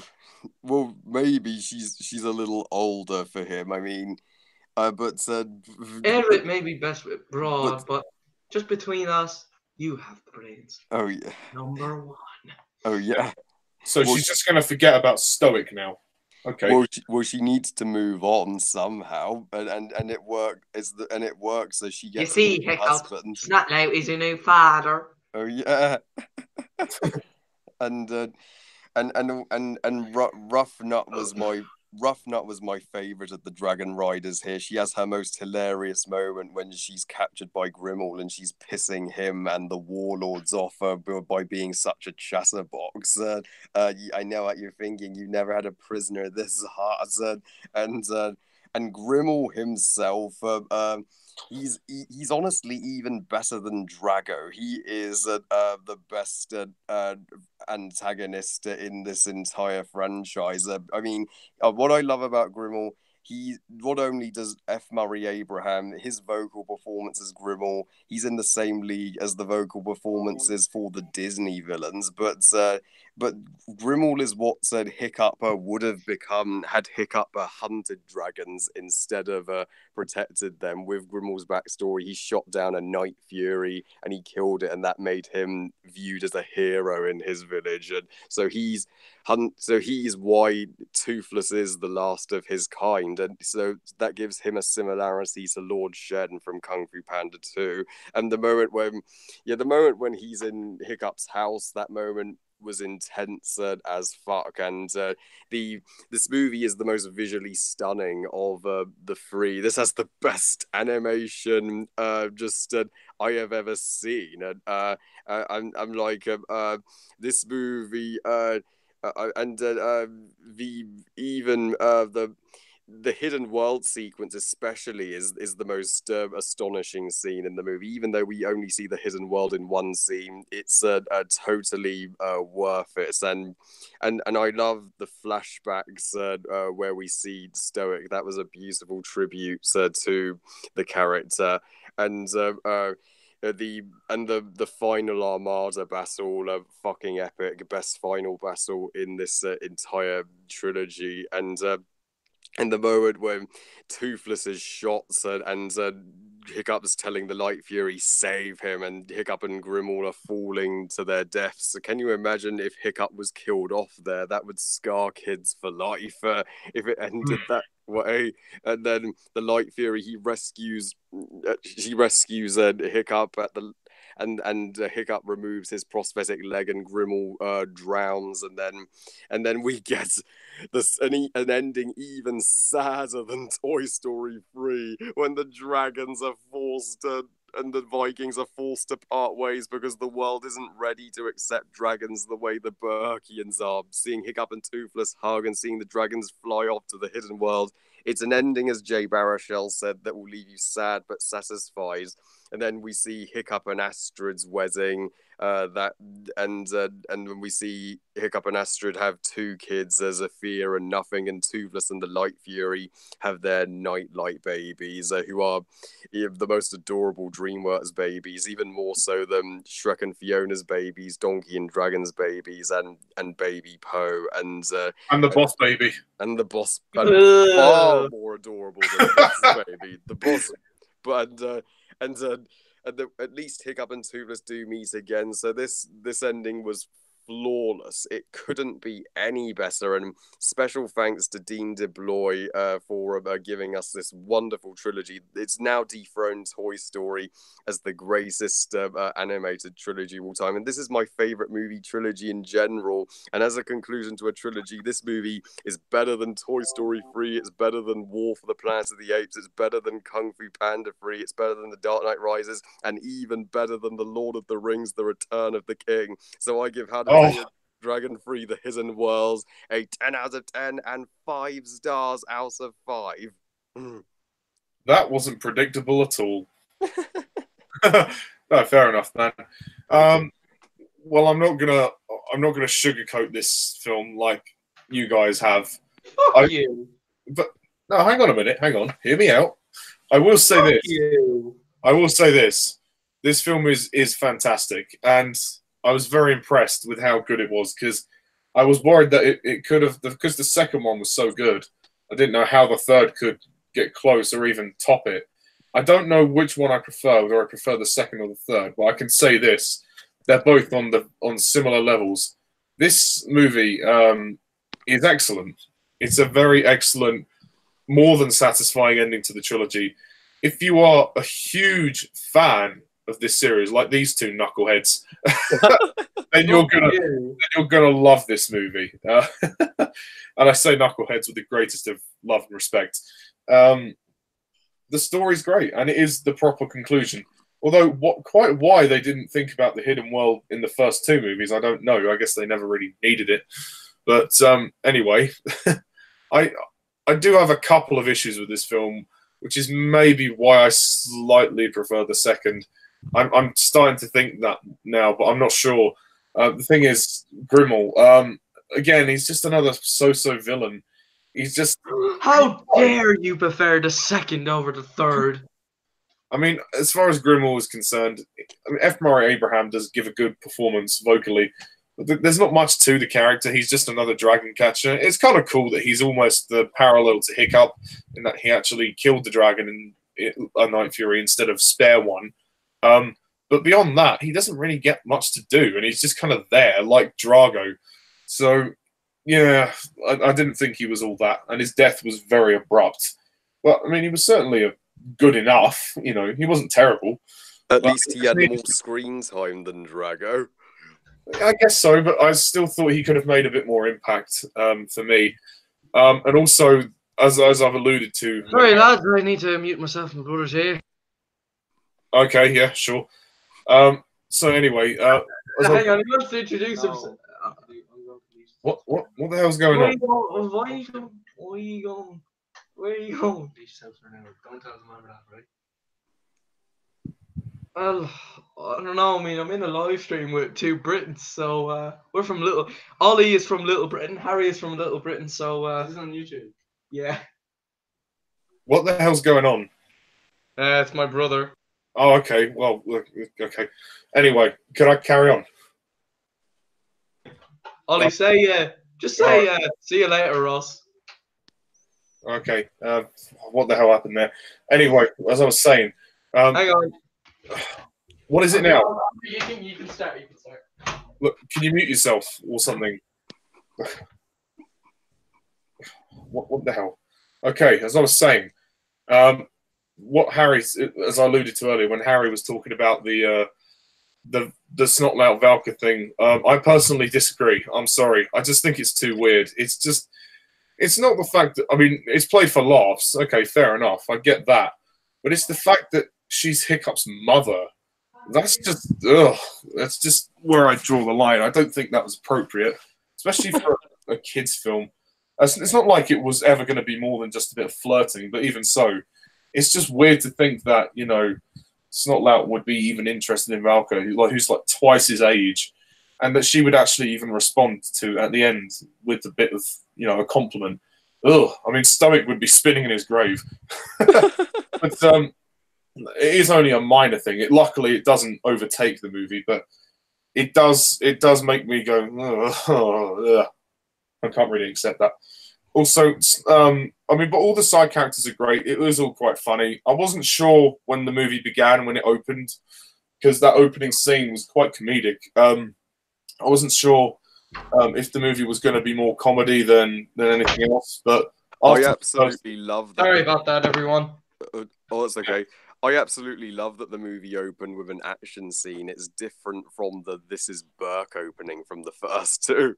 Oh yeah, no, don't get me wrong. I loved that it was an action scene, but it was almost more comedy than anything else. And I was concerned at that point. I was like, the first 10 minutes, I was a bit like, I'm not sure where this is going to go. But after the first 5-10 minutes, I started to really get into it. So thankfully, the opening did not mislead me, but it was just a slight concern. And I mean, the humor's okay for the most part. I like the characters here. Fishlegs is quite good with his baby dragon. Snotlout, aside from the Hiccup's mother thing, is good. Same as Rough Nut and Tough Nut. And obviously, it's worthy to note that T.J. Miller is not in this movie due to reasons. So the guy that does voice Tough Nut does a good impersonation of T.J. Miller, which is quite funny. And I like how he's kind of pep talking Hiccup into him marrying Astrid, which is quite funny. Speaking of which, Astrid has never looked hotter. I know, right? Especially with the hair, though, Ollie. Oh, well, no, not just that. Everything. I mean, I know, like everything. her ass. She's even gotten thicker. Yeah, she's a beautiful girl. She's a babe, but she's also a genuinely sweet character. Again, as Harry said, the relationship is great. Like when they're on the cliff and she's joking about Snotlout fancying his mother, and then they're like he's like pummeling her hair, and he's like, "Oh, we're gonna play dirty, huh? Oh yeah," and they're like having a laugh and joke. It's so cute, you know. You think you and I should? Oh God, no! We're nowhere near ready for that. Which is also quite funny. How they were having their doubts about marriage, but of course they were going to get married at the end. It was inevitable. But from one romance to another, Toothless gets to find the girl of his dreams. In this film, we find, well, I'm going to call her Teethless. Teethless, the Night Fury. She doesn't actually have a name, but I think calling her Teethless makes sense. And as I agree with Harry, the scene when he's courting her and trying to, you know, win her attention is really quite funny, really quite sweet. And the fact that there's little dialogue in it really actually adds to the charm of it. This movie even though it is dark, well, kind of dark, it doesn't lose the charm. It doesn't lose the charm of the character moments and the emotional beats, which is really, really quite something. The direction is great by DeBlois. It's really great. And it does have that Return of the King feel, like the epic conclusion on a bigger scale, especially the final battle, which is really impressive. The animation is so good. It really is impressive how they've managed to craft this film. I mean, it's hard to believe that the first one came out 9 years ago, because that still looks pretty. It's been 12 years since they started production for the first one. Yeah, so they've been doing this a long time, and it's now over. So it's taken up a good decade of their lives. And it's pretty much the 2010. See, like that's how I see it as. Like 2020's, everything's gonna end peacefully in 2019, and 2020's gonna have something new. Yeah. But I mean, this is a great movie and a great way to end the series. The music is again fantastic by John Powell. I love the hidden world itself. When we get to the hidden world, the visuals. Sometimes we only see it for one scene, though. Well, yeah, I mean, yeah, kind of. We do only see it for one scene, which was a slight disappointment. But that's not really a major thing. It was cool how when Hiccup and Astrid arrived on Stormfly and everything was kind of bioluminescent, like the colors and everything were all very luminous. So I thought that was really creative. That was really good. And I liked the emotional ending of this film when Hiccup lets go of Toothless and they all let the dragons fly off to the hidden world. And they decide to live on the island which they vacated to, which I think is really interesting. So they reforged Burke there, and they continue to live their lives there. And of course, Hiccup and Astrid get married, which is lovely. And then they have 2 kids, and then obviously Toothless and Teethless, and their kids come back, which is really sweet. So the ending is great. And did you?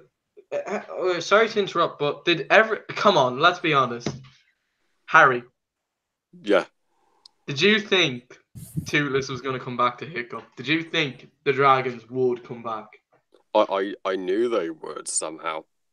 Yeah, I knew. You can't. It just. How? What did you think, Ollie? Yeah, I mean, I kind of expected it, to be honest.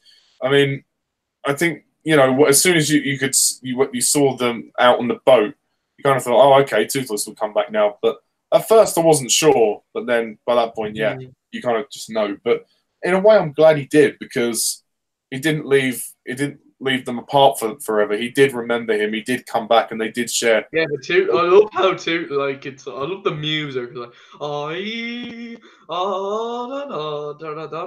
okay, I'm shit at doing music, but I love how Toothless, he's just standing there, and Hiccup's like, there were dragons when I was a boy.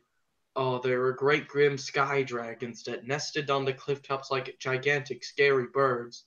Little brown scuddly dragons that hunted down the mice and rats in well-organized packs. Preposterously huge sea dragons that were 20 times as big as the big blue whale.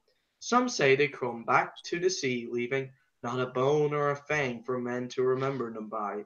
Others say they were nothing but folk tales to begin with. I'm okay with that. And then, what you get? Dun dun. But yeah, kind of open though. Yeah, and I mean, it couldn't really have ended any better.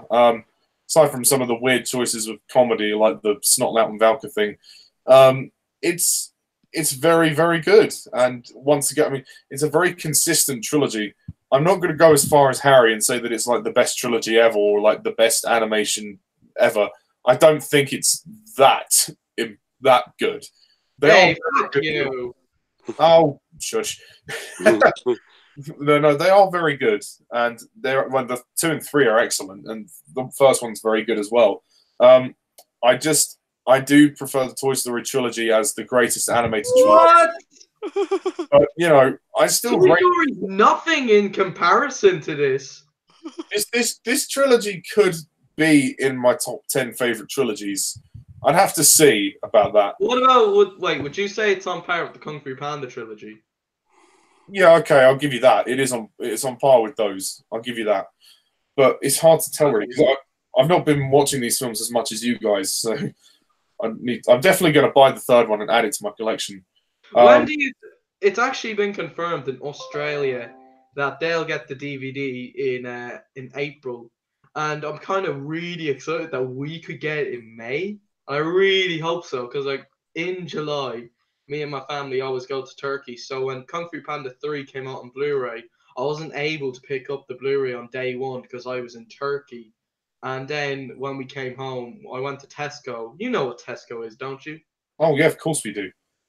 And it wasn't there. I was like, oh, shite. So then 1 week later, I went to Newbridge and I got the film on Blu-ray. I was like, yeah, I finally have it. And then, obviously, after that, I really want Dragon Tree to release in May.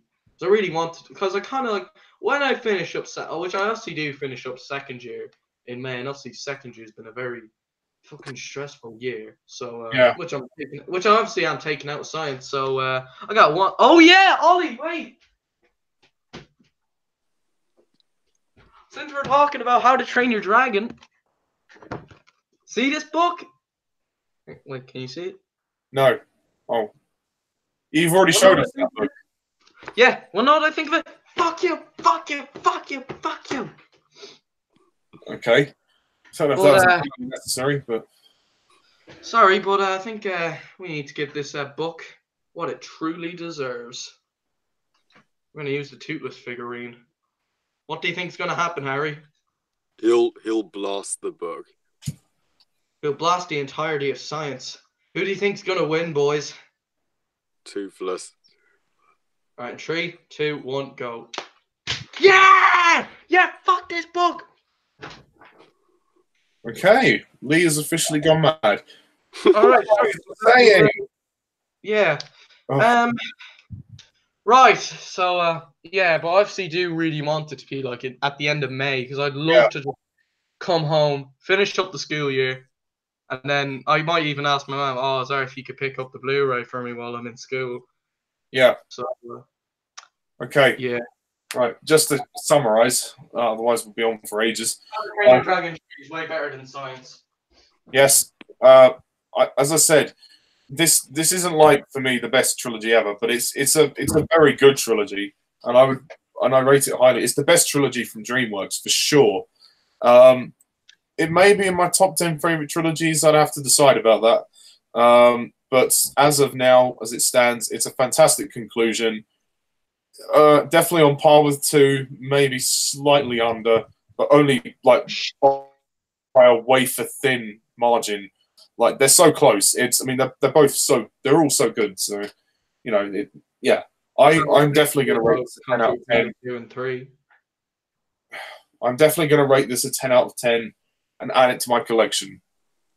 Okay, so just to summarize on the trilogy as a whole, Harry, what would you rate this trilogy out of 30? And could you just summarize what your thoughts are on all 3 movies? Or the franchise, if you prefer to talk about the whole series. Oh, that's okay. I'll just mention the trilogy as a whole. If I'd rate the trilogy 30 out of 30. Yeah, this is the my this is my favorite trilogy ever, and first movie animated classic, second movie best sequel ever, third movie best conclusion to a trilogy ever, and best movie in general since The Lion King. So yeah, How to Train Your Dragon shall never be forgotten. Excellent. So Lee. I'll start with you, Ollie. Keep the best for the last. Shut up. Okay, well, if you insist. Okay, well, so the whole trilogy is very good. I'd rate the trilogy 29 out of 30. I knew you were going to say 29. Huh? I knew you were going to say 29. Yeah, it only loses one mark, but which is still very good. I really like the first movie, even though it has a few problems. The second movie is even better and it's fantastic. Third is pretty much on the same level, but it was just as fantastic. And they're a great series of films, and I would be curious to see the TV shows. I will go back to one day and see the TV shows when I've got time. I'll give you the chronicle order, Ollie. Yeah, that's fine. But as it stands, the trilogy itself is very good, and I'll definitely buy the third one and watch all three movies again and enjoy them, because I think DreamWorks have done a great job with these films. So yeah, 29 out of 30. So Lee. Well, How to Train Your... Well, I give this franchise 30 out of 30. How to Train Your Dragon 1, outstanding. Legend of the Bone Apple, really good. Book of Dragons, really good. Gift of the Night Fury, outstanding. Riders and Defenders of Berk, really good. Pretty much the Legends of Awesomeness of How to Train Your Dragon. And then then Dawn of the Dragon Racers, amazing. Race to the Edge, outstanding. How to Train Your Dragon 2, outstanding. How to Train Your Dragon 3, The Hidden World, best movie ever and slightly better than Legend of the Guardians, The Owlsgahul. And out of 30? Oh yeah, no, sorry, you did say that already. Sorry. Third, I give the How to Train Your Dragon trilogy 30 stars out of 30. Best franchise ever. So I guess, I thought it'd be too complicated for you to just rate all of the franchise together. But to be honest, you'd all give it full marks anyway. So. Well, Riders and Defenders of Berk, I'd give a 9. But we forgot to do something, Ollie. What did we forget? You know what we forget, you stupid dope. Stoics rating. A toast. Oh yeah. I don't actually have a drink. Sorry, Leah, I don't have any Coke. No, but do you have like any drink in general? Oh yeah. I've got a glass, so I'll just pretend. Oh yeah, sure. Jesus, Ollie, you're actually just sitting on your bed. I'm not. I'm on the chair. The I thought you were just lying down. What's funny about that? I don't know. It's just the way you're sitting. Okay. All right. Elmo. 3, 2. A toast. Cheers. All right. There was Coke when I was a boy. There was some Cheers. drink and some. Cheers. Cheers. And now we drink Coke. And all who fly on him. Yeah, that's it. You sniff that Coke. I actually do love sniffing, Ollie. Oh, God. You've got a promising career as a drug dealer, then.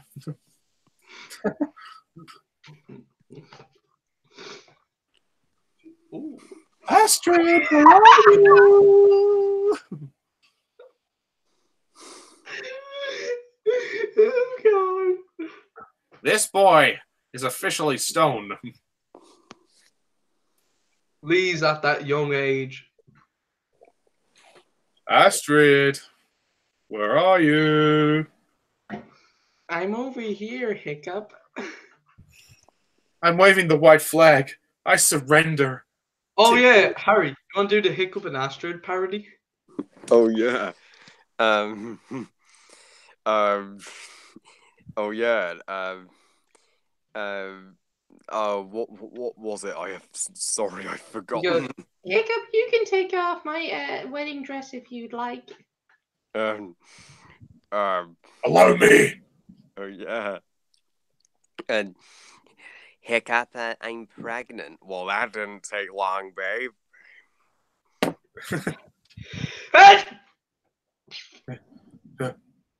Son, you need to talk. Not now, Dad. I got a whole day of giving birth to get started. And yeah, but I just okay. want to say before we Now, finish. Astrid, how are you today that we're now married? I'm great, Hiccup. You know, are we gonna go on honeymoon already? Oh no, I think we'll just skip the honeymoon. Son, we need to talk.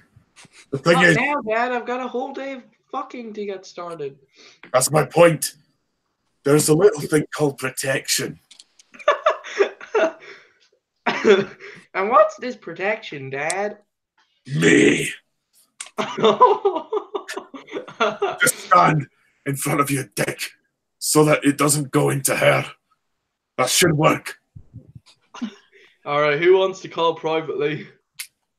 Okay, I'm going to end the broadcast now. So thanks, everybody, for watching and listening. I'm Ollie, this is Harry and Lee.